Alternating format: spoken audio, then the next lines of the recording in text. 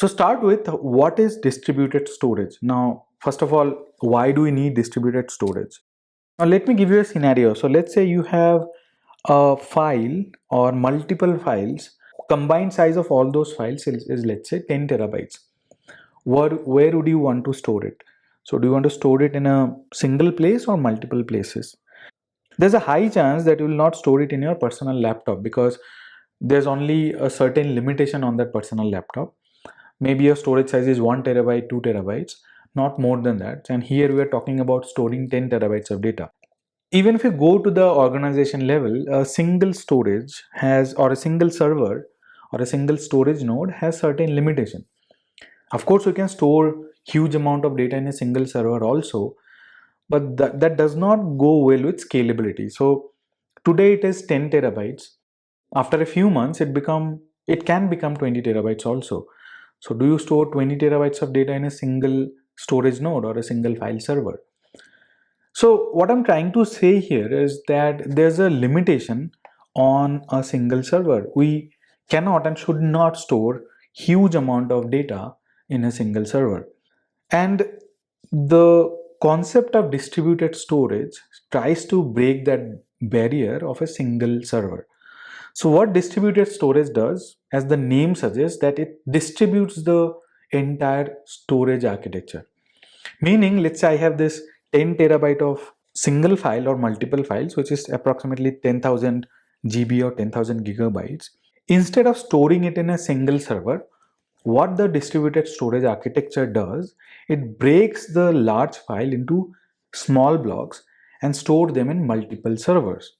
So let's say this 10 terabytes of combined storage or maybe multiple files are broken down into 7 small blocks, and each block is being 1430 gigabytes of storage. Now they are distributed across 7 storage nodes. This is divided and stored in 7 different storage nodes.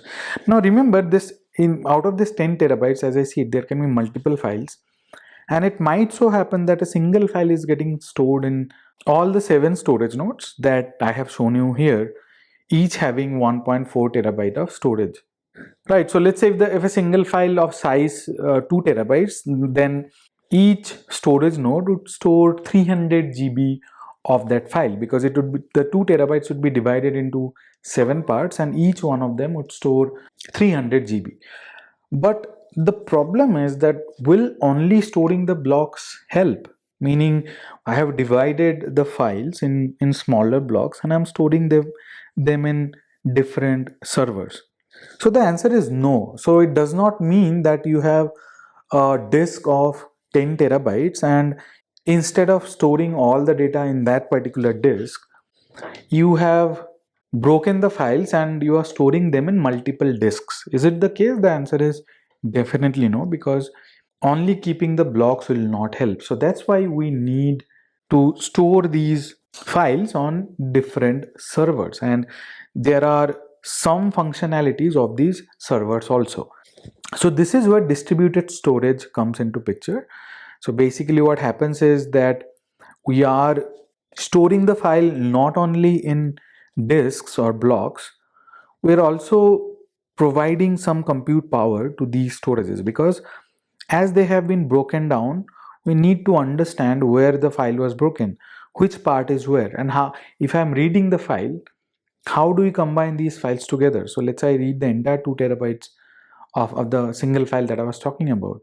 Each server has 300 GB of storage. So when we read 2 terabytes of that file, these 300 GB blocks would have to be stitched together before sending it to the applications. That's why it is distributed storage, because we have servers, and along with it we get distributed compute also, meaning if we have to do some processing, we send the processing to these individual servers rather than moving the data to somewhere else. So that's why distributed storage and distributed compute functionalities can be achieved together, because we can use the same servers which are used to store the data. We can send the compute or the processing code to these servers, and these servers would execute the code for its own set of or subset of data and then send the results to the client or the application. That's what distributed storage fits in, and it plays a very important role in the big data architecture or in the data engineering world.